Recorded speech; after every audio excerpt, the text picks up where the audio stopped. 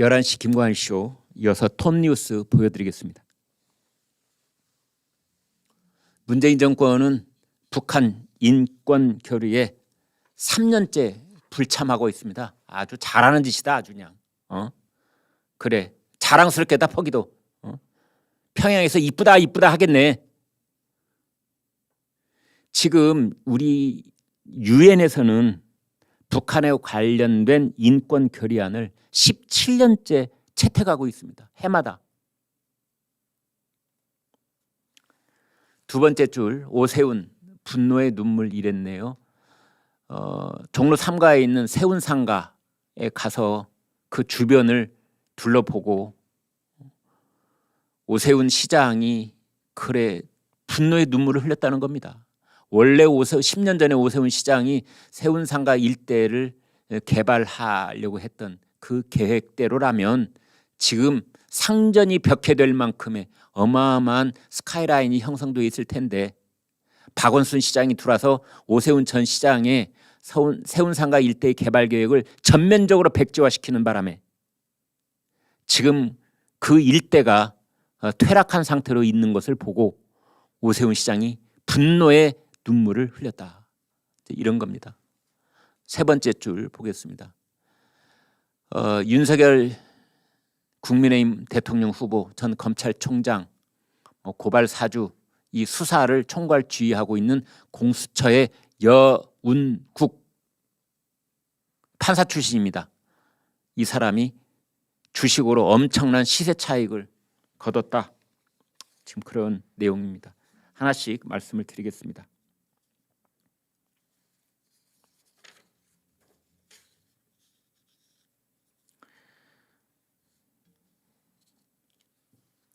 이제 유엔의 인권 결의안, 북한 인권 결의안입니다. 한국은 발언권도 행사하지 않고 북한 인권 얘기만 나오면 한국은 그 유령 인간들이 됩니다. 한국 외교부 관리들도 그 회의장 근처에서 왔다 갔다 하긴 하는데 북한 인권, 북자하고 인자만 나오면 갑자기 꿀먹은 곰처럼 어디론가 사라져버리고 얘기가 없습니다. 도무지. 한국 측은 발언권을 행사하지 않은 채 성명을 통해서 북한 주민들의 인권이 실질적으로 개선되도록 국제사회와 함께 노력한다는 기존 입장만 밝혔다. 그렇게 되어 있습니다. 참고로 북한 인권 결의안에는 작년보다 두 나라가 늘어난 60개국이 공동 제안국으로 참여하고 있습니다. 전 세계 생각 있는 제대로 된 민주국가 60개 나라가 북한의 인권 상황에 대해서 걱정하는 목소리를 한데 묶어 공동 제안을 하고 있는데 거기에서 한국만 빠져 있는 겁니다. 몇 년째? 3년째. 언제 들어와서? 문재인 정권 들어와서.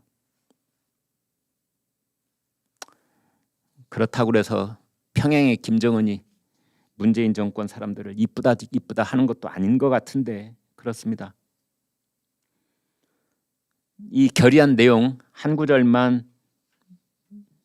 소개해드리면 북한의 위태로운 인도주의 상황이 코로나19 대유행의 부정적 영향과 계속되는 국경 봉쇄로 악화된 것에 대해 매우 깊은 우려를 표명한다.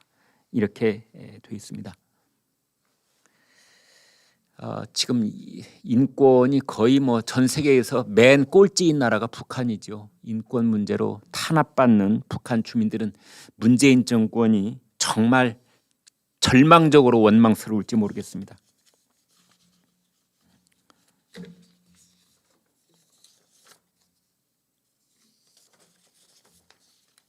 그런데요, 여러분, 여기 매우 중요한 뉴스가 하나 있습니다. 매우 중요한 뉴스가 하나 있습니다. 저희 11시 김광일 쇼가 문재인 정권 언제 어느 정권이 되건 저희 11시 김광일 쇼는 정부 비판적인 언론의 자세를 유지하려고 합니다만 지금이 문재인 정권이니까 문재인 정권 비판하고 있습니다. 문재인 정권에 있는 청와대 사람들, 문재인 정권의 핵심 세력들, 저희가 비판을 하지만 그 사람들이 천치 바보라고 생각하는 건 아닙니다. 그 사람들도 마지막 히든 카드가 있을 겁니다. 마지막 카드. 그 마지막 카드가 뭐냐? 종전선언입니다. 종전선언. 지금 문재인 정권이 불을 떼고 한 걸음 한 걸음 준비를 하고 있는 것이 바로 종전선언입니다. 내년 2월쯤 베이징 동계올림픽이 열릴 때 남북, 미, 중, 대한민국, 북한, 미국, 중국 이 네 나라가 6.25 전쟁에 대한 종전선언을 하는 카드, 이것이 지금의 정치 판도를 뒤집을 수 있을 것으로 기대하고 있는 문재인 정권의 마지막 카드입니다. 한미일 외교 차관 협의회가 있었습니다. 그런데 웬디 셔먼 미국 국무부 부장관, 우리로 치면 차관과 장관 사이에 있는 직책이죠. 웬디 셔먼 미국 국무부 부장관이 이렇게 말했습니다. 종전 성명 문제에 관해 나는 매우 만족합니다. 한반도의 완전한 비핵화를 보장하기 위한 최선의 길에 관한 협의에 매우 만족하고 있습니다. 이렇게 말을 했고요. 최종건 우리나라 외교부 1차관도 종전선언과 관련해서는 한미 간의 빈틈없는 공조가 이루어지고 있다. 이렇게 얘기를 했습니다. 여러분 다 아시는 것처럼 지난 9월 달에 문재인 대통령이 유엔 총회장에 가서 종전선언 추진 필요성을 강조를 했었고, 이제 그 뒤에 정부가 암암리를 추진하고 있겠거니 했었는데 10월 26일 날 제이크 설리번 미 백악관 안보보좌관이 브레이크를 거는 발언을 했었습니다. 한미 간에는 관점이 다르다. 그래서 이 종전선언에 브레이크가 걸리는 거 아닌가 이렇게 봤는데, 이번에 한미일 차관협의회에서 웬디 셔먼이 종전성명 문제에 대해 나는 매우 만족한다. 이렇게 말을 해버린 겁니다. 자, 그렇다면은 북한 쪽에서는 어떤 반응인가? 김여정은 이렇게 말했습니다. 종전선언은 흥미있는 제안이고 좋은 발상이다. 그랬는데 한 달쯤 뒤에 김정은이 오라버니가 이번에는 이렇게 얘기합니다. 종전선언보다는 미국의 이중적 태도, 적대시 정책을 철회해야 한다. 이렇게 조건을 하나 턱 걸었습니다.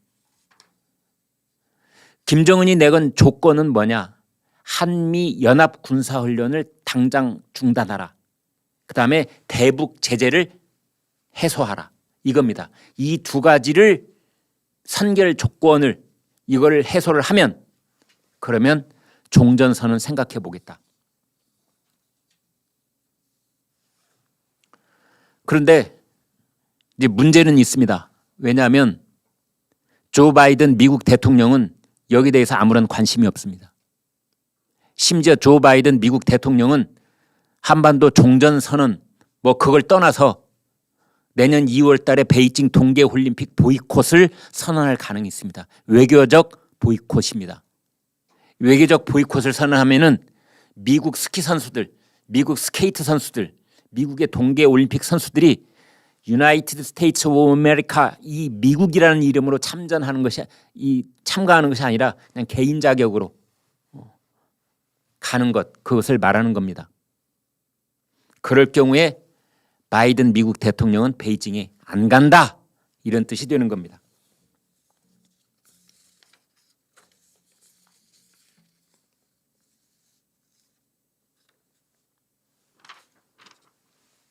뉴스 하나 보여드리겠습니다. 에이브럼스 전 주한미군 사령관, 종전선언은 도박이다. 해리스 전 주한미국 대사, 종전선언한다고 달라지는 건 아무것도 없을 것이다. 이런 겁니다.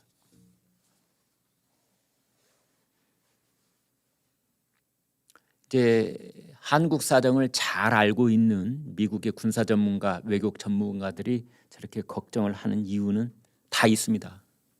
종전 선언을 상징적으로 하는 것 같지만 종전 선언을 하게 되면 어떤 일이 뒤따를 것으로 예상이 되느냐.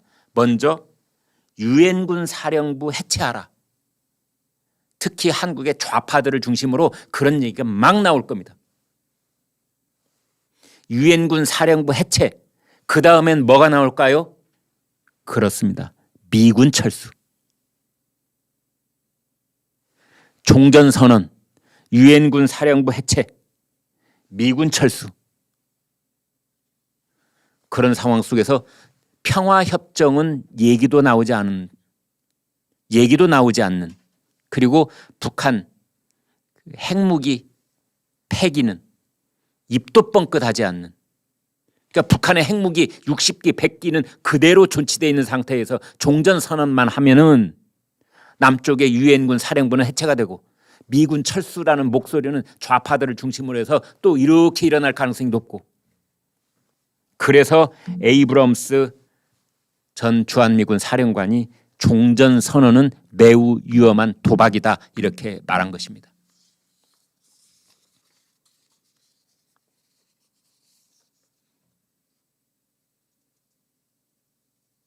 그런데 지금의 현 집권 세력으로서는 이재명 후보의 지지율이 저렇게 지지부진한 상태에 있는 이러한 상황을 타개할 수 있는 마지막 카드로서의 종전선언, 이거에 마지막 안간힘을 다해서 매달리고 있는 상황이다 이렇게 이해를 할 수 있겠습니다.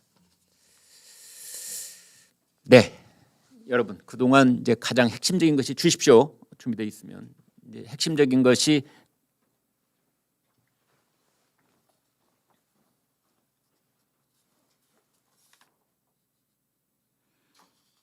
여러분 이제 여론조사 결과 속보로 나왔기 때문에 말씀드리겠습니다. 오늘 아침에 아마 어떤 분들은 윤석열과 이재명 격차가 1%포인트까지 줄어들었다. 이런 여론조사 결과 보신 분들 많을 겁니다. 휴대폰에 조선닷컴 저도 새벽에 봤습니다만 1%포인트 차 36대 35였나요?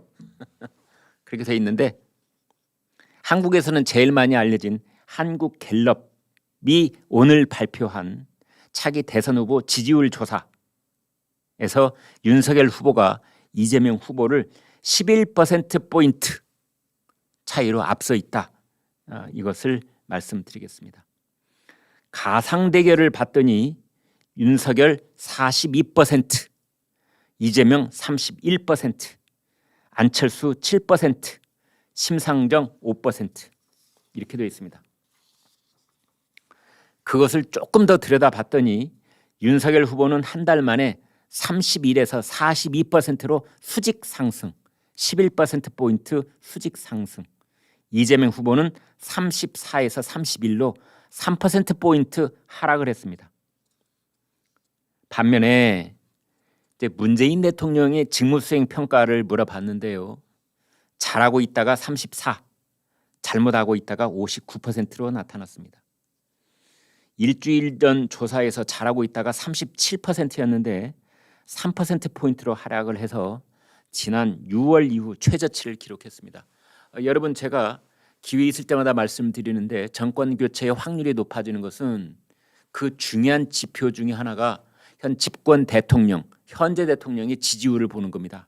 그래서 현재 대통령이 직무수행 평가를 물어봤을 때 긍정 대답과 부정 대답의 격차가 20%포인트 이상이면은 정권 교체가 확실시된다. 이렇게 보시면 되는데 부정 평가가 59, 긍정 평가가 34, 격차는 25%포인트입니다.